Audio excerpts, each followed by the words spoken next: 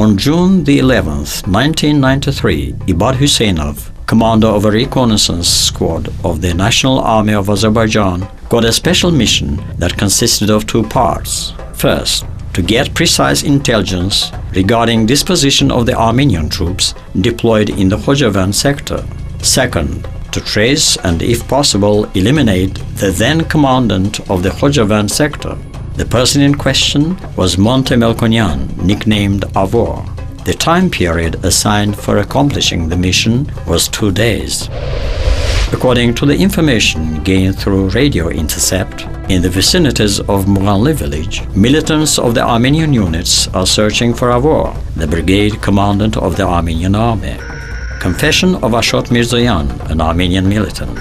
Monte Melkonyan is a legendary hero of our nation. Never ever shall we forget what he has done for the Armenian people, but he is dead, and stop speculating about Avor's death. He was not killed by extraterrestrial forces. He was assassinated by our enemies. I was the witness of that. On June the 12th, 1993, at about 3 o'clock in the afternoon, we got an alarm. We encircled Muganli village, searching for Avor. Despite all our efforts, we failed to find him. He was killed not far from the place where his dead body was discovered. We have no idea of their number. We found traces of the Azerbaijani Special Task Forces. They did a good job of camouflage. The way they managed to get out of the encirclement still remains a riddle for us. So a myth about Avor's heroic death in the open combat came to collapse. The key point of this matter is that Melkonyan, killed by the Azerbaijani reconnaissance officer, was not an ordinary armed enemy. He was an organizer of bloody acts, the victims of which were hundreds of innocent civilians of different nationalities, including Armenians, and he was one of the internationally dangerous perpetrators. All we are trying to hereby present is facts and testimonies pertaining to the way the so-called struggle for the free and great Armenia nurtures terror and intimidation, traffic in firearms and narcotic drugs and massacre. The same evidence invariably brings about some tough questions times and again. Who is Monte Melkonyan? Who are the Armenian Fedai in reality? What are the sacred motivations of their actions like? Can they call themselves true heroes? Attempts to find answers to these questions lead us review the historic experience which shades both true and false allegations regarding the heroes of Armenia, whose only legacy for future generations was murder of innocent people for a very dubious goal.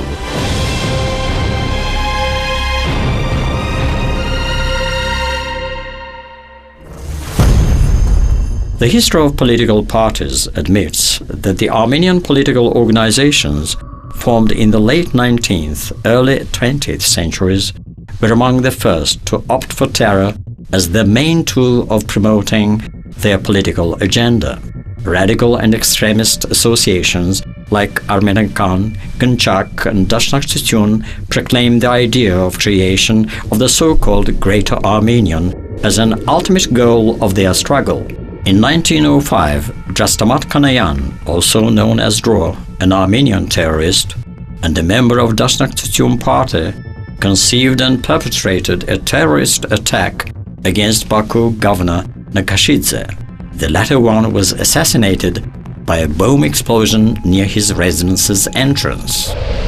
Dro was one of the active participants and leaders who committed genocide against Azerbaijanis in 1918-1920, an example to brutal actions of the then Armenian Dashnaks against innocent Azerbaijani civilians is the public cemetery discovered in the city of Guba. According to researchers, dead bodies of people of different ages and sexes were buried there. Witnesses to the mass execution resulting in deaths organized and led by Stepan Shomyan, Mikoyan, Amazasp and other Dashnaks inform that a large well was dug and over 4,000 corpses of civilians were buried in the graves. It is worth mentioning that among the victims of the execution there were other nationalities of Azerbaijani citizenship, including mountainous Jews. The names of 109 persons illegally slaughtered have been identified by archive documents. In general, nearly 700,000 innocent people were brutally murdered in the mass genocide on the whole Azerbaijani territory in 1918-1920. The first decades of the 20th century witnessed the foundation of the first militant terrorist organization of the Armenian origin. Back in 1919, Dashnak Tutun Party succeeded in creating Nemesis paramilitary unit headed by someone Shagan Natali, a US citizen of Armenian descent.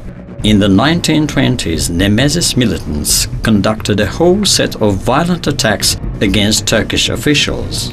Among their victims was Talat Pasha, the former Minister of Interior of Turkey.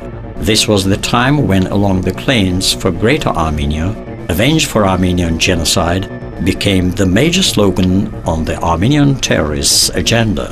In 1933, another ultra-nationalist Armenian terrorist unit known as Tegakron was founded in the United States with a view to assassinating the Turkish ambassador to US.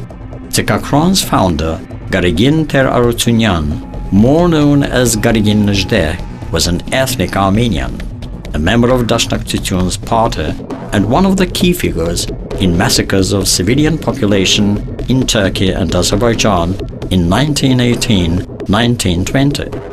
In the 1920-1930s, Nejde succeeded in developing a brand new terrorist ideology called Tegakronotun, identical to that of the Nazis, and calling the Armenian youth to worship dreadful values such as the idea of a domination of superior race over the lower one, cult of war, impossibility of peaceful coexistence among nations. Quotes from Garigin Nejde's open letters to the Armenian intelligentsia and the people professing courage, the Aryanship. The state of peace for mankind is nothing but fatigue. A nation that is fast to get fatigued is doomed to die. Only the healthy one shall aspire for a war. The war is a wish of the healthy and mighty one, whereas peace is the lot of a weak one, and the dream of the exhausted one. Aryanship and courage should be your faith to worship, O young Armenian boy. Even though dissension with the Dashnak Tutun resulted in Nejde's compulsion from the party, this did not imply substantial political discrepancies between Dashnak Tutun and the Tegakron activists. The only difference was in the degree of radicalism. Like it was the case with Dashnak Tutun, Tegakron movement also cherished the mythical idea of creating the Greater Armenia at the expense of Turkish and Azerbaijani lands. Quote from Garigin Nejde's article 7 Mandates to Comrades in Arms, Iranic newspaper, Boston 1925. Never ever without Sonik and Artsakh, that is Nagorno-Karabakh. Our integral homeland can't exist without this mighty geographical backbone.